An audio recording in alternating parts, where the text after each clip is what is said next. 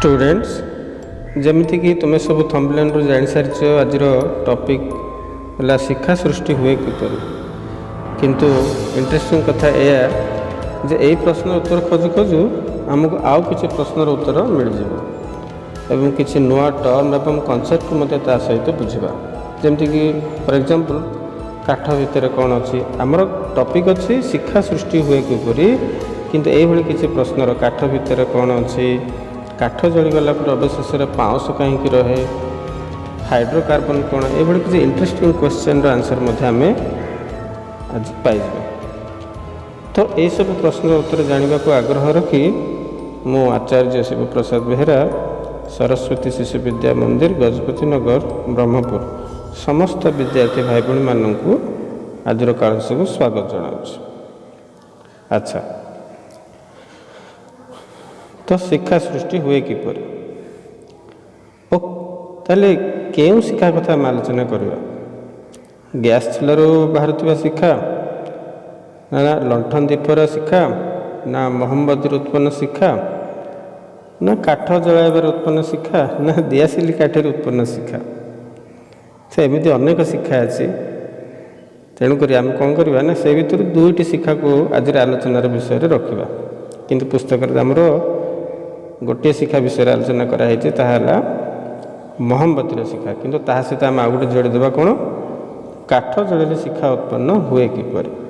तो ताले फास्ट आलोचना करवा आम काठ जलिले शिक्षा उत्पन्न हुए किपर। तो देख ना काठ जलिबा हो बा मोहम्मती जलिबा हो उभय एक दहन प्रक्रिया गोटे कंबशन प्रोसेस एवं यही combustion process it's very complicated कहीं ना यही दहन प्रक्रिया चलता समय आहरी अनेक गुड़े रासायनिक प्रक्रिया यही समय संगठित हुए माने ये दहन प्रक्रिया गोटे ही हो नहीं या सहित माने आहरी साइमल्टेनियसली सिक्वेंस आहरी बहुत गुड़े रासायनिक प्रतिक्रिया संगठित हुए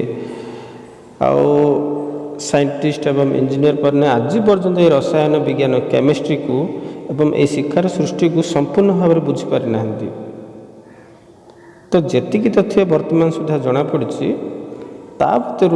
अल्प किसी तथ्य को सिंप्लीफाई कर सरलीकृत कर उपस्थापन कर एक प्रयास करुँच तो चल विलंब न कर गोटे काठ खंड को जलैबा कहीं जलैबा शिक्षा सृष्टि करवा ना हाँ तो काठ खंड को जलैबा शिक्षा सृष्टि करने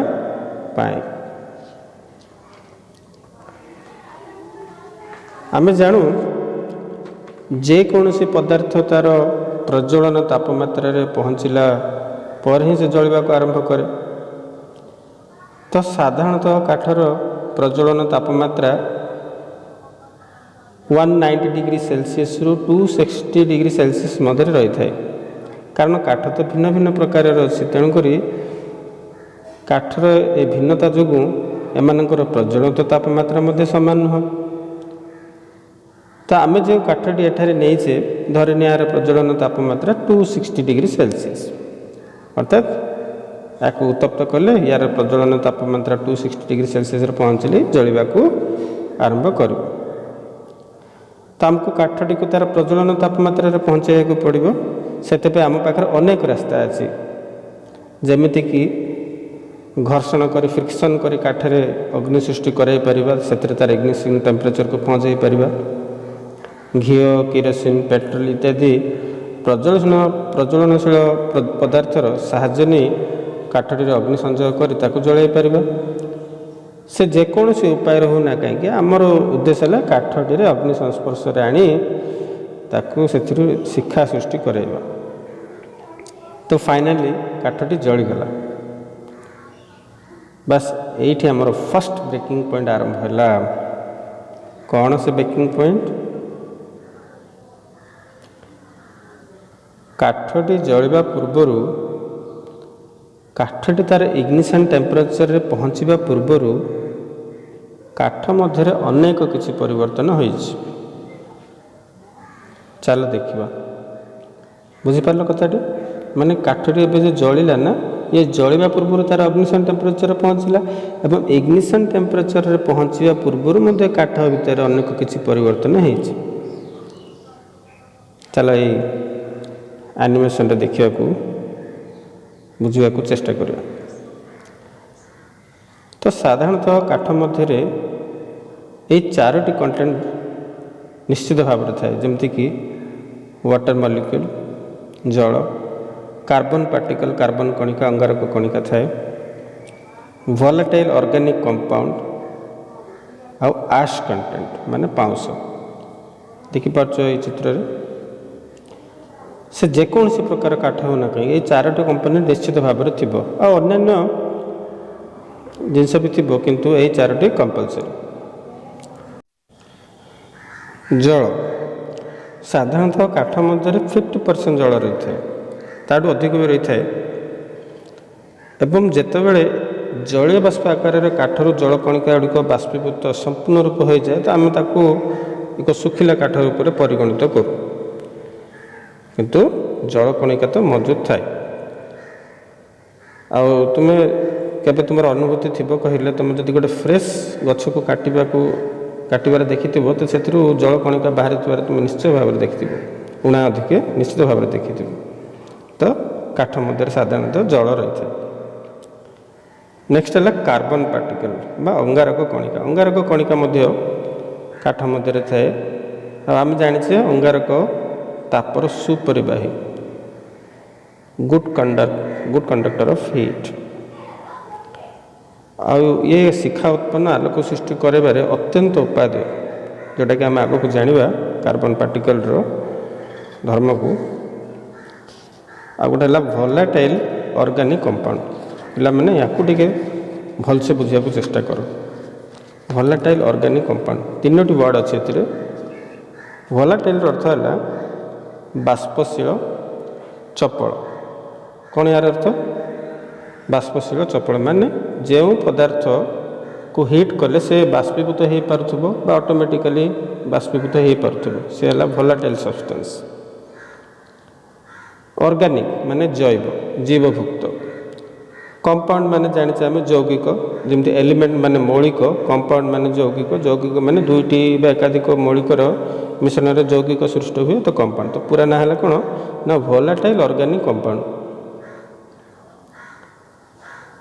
आउ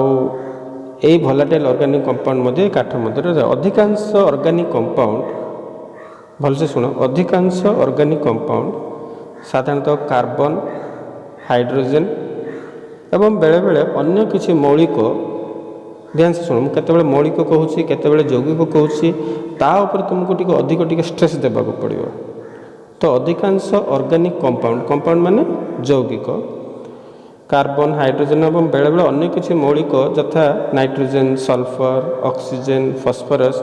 यही सब को नहीं गठित होता है कौटा ना ऑर्गेनिक कंपाउंड। किंतु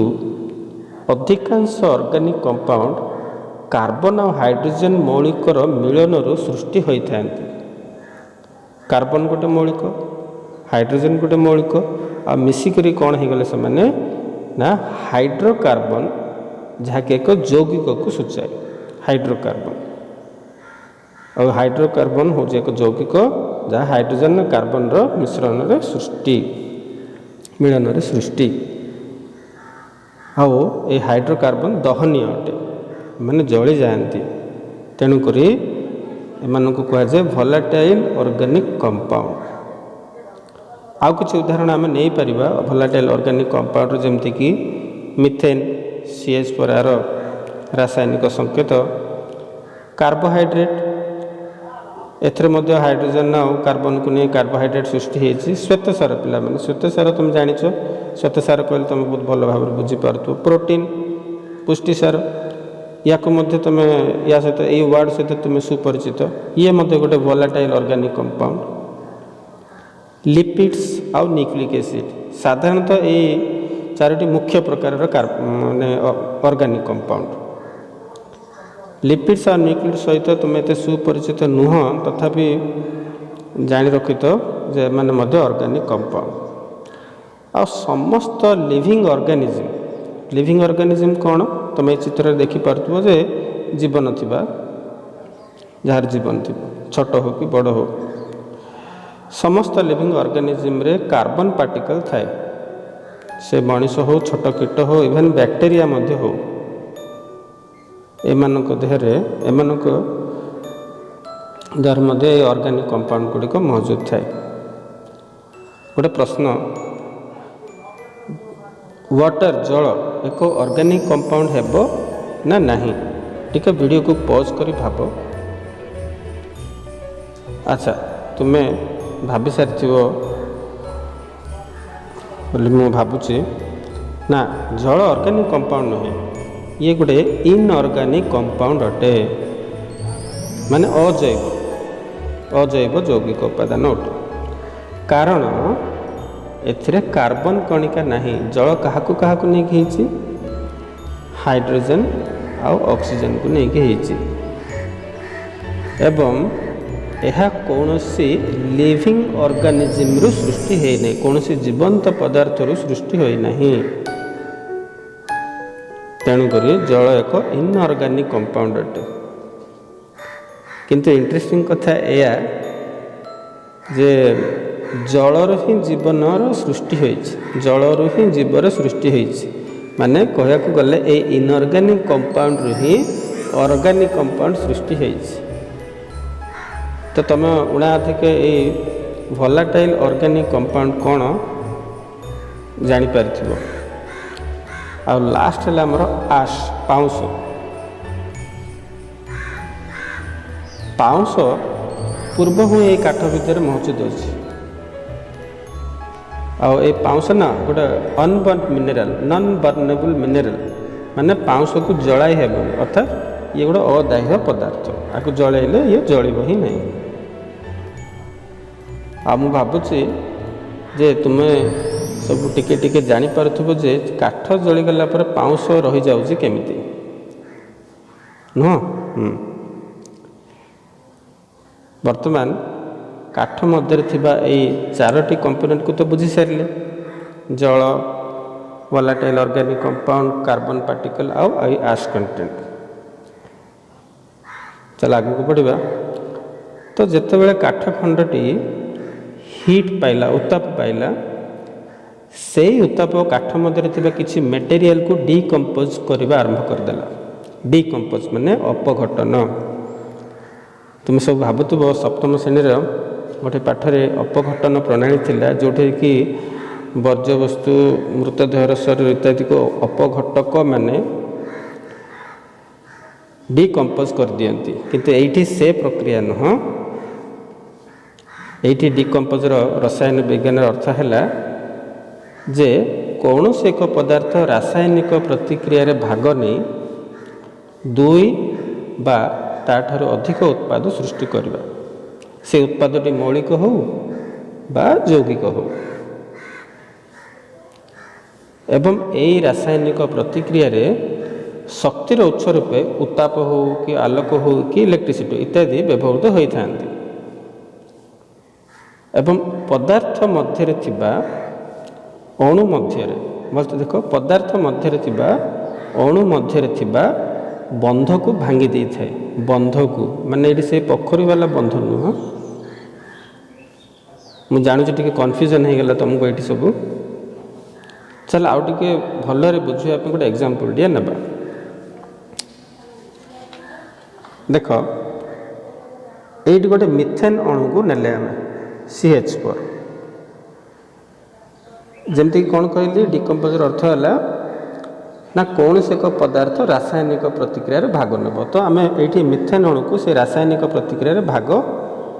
कराए एले मिथेन को कौन करें रासायनिक ना ताकू जलैवा को आरंभ करवा जलैला माने से बाहर ऑक्सीजन सहित रासायनिक प्रतिक्रिया करिवो ताहले मिथेन एवं ऑक्सीजन मध्य रासायनिक प्रतिक्रिया संगठित होई एथिर दुईटी उत्पाद सृष्टि करिवो देखिपे एनिमेशन रे कौन कौन ना गोटे है कार्बन डाइऑक्साइड ये मध्य गोटे यौगिक आउ वाटर ये मध्य यौगिक माने मिथेन ऑक्सीजन सह रासायनिक प्रतिक्रिया संगठित करी कार्बन डाइऑक्साइड और वाटर सृष्टि कला आउ शक्तिर उत्स रूपी किए व्यवहार है ना उत्ताप व्यवहार है जलिले ना। तो यह है डिकम्पोज प्रोसेस कंबसन केमिस्ट्री। अच्छा आउ गोटे कथा कही ना पदार्थ मध्य अणु मानकर बंध को भांगीदेले नूतन पदार्थ से सृष्टि कर। तो ये आम पदार्थ रूप में गोटे मिथेन अणु को नहीं CH4 देख ये एनिमेशन देखी ना सी मझे जो गोलिया जिनसा देखुच से है सी कार्बन मौलिक आ चारिपटे 4टी हाइड्रोजन मौलिक अच्छा आ कार्बन एवं हाइड्रोजन को समान परस्पर गोटे लिंक द्वारा कनेक्ट होती संजोग होती आ से लिंक टाक मुझे हाइलाइट करके भी देखी देजी से लिंक को कह जाउछि बंध बॉन्ड ना की बंध विभिन्न प्रकार बंध अच्छा ये बंधर ना है ये कोवैलेंट बॉन्ड। या विषय तो चर्चा करवानी तुम आर वर्ष को जान जिते हीट सप्लाई कले एक कार्बन और हाइड्रोजन को बांधि रखि लिंक गुड़िक बंध गुड़िक भांगी भांगिकी नूतन पदार्थ सृष्टि करेंगे।